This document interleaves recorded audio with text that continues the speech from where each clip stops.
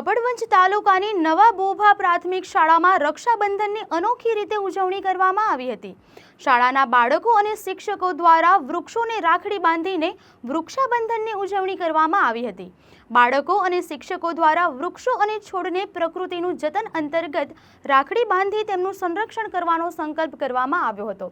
પ્રકૃતિને બચાવશું તો આપણે બચશું એ અંતર્ગત બાળકોમાં અત્યારથી જ પ્રેરણા મળે અને પ્રકૃતિનું સાચું મૂલ્ય સમજે તે હેતુથી આ કાર્યક્રમ રાખવામાં આવ્યો હતો।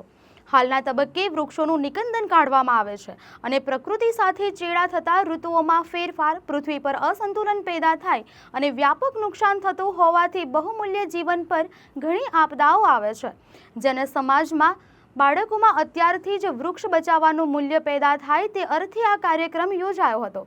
પ્રકૃતિનું જતન અંતર્ગત છેલ્લા 3 વર્ષથી શાળામાં આ પ્રોજેક્ટ ચાલે છે।